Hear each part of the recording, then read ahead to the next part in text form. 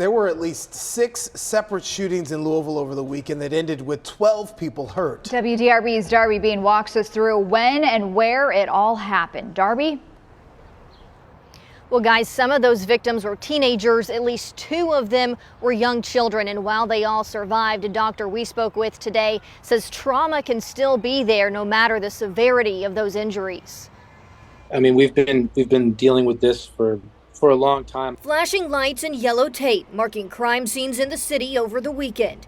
While many of the victims were adults taken to U of L Hospital, at least 2 children, just 5 and 3 years old, involved in separate shootings, ended up at Norton Children's. There's no question that as we have seen more and more of these patients, it's become clear that post-traumatic stress disorder and other psychological illnesses can be long-term consequences of these injuries, even when they're mild physically. Looking at the recent shootings in Louisville, LMPD says around 8:30 Saturday night, police started investigating after a call of a shooting on Beecher Street, but believed the shooting actually happened nearby on Hathaway Avenue.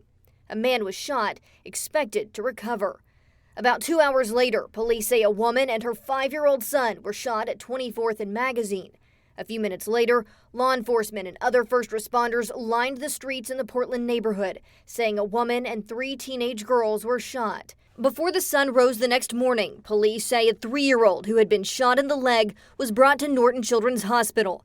Police believe the shooting happened around 32nd and Greenwood between 10 and 11 the night before. Then LMPD says a man was shot during a carjacking in the Park Hill neighborhood.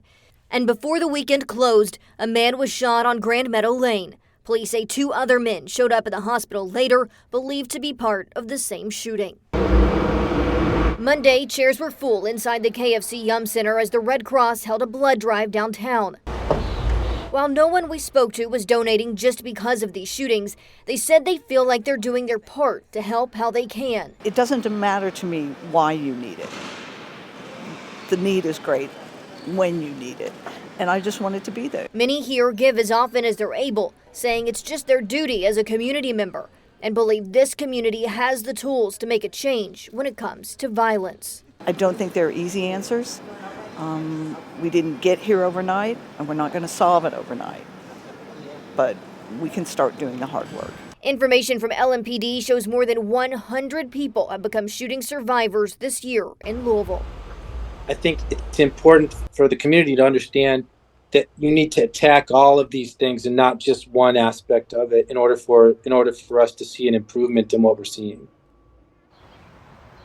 This afternoon, our team also spoke with Mayor Greenberg, who says this violence has to end. You can hear what he says about investments that he believes are necessary in the city coming up tonight at 5. All right, we'll look for more on this story then. Darby, thank you for your reporting.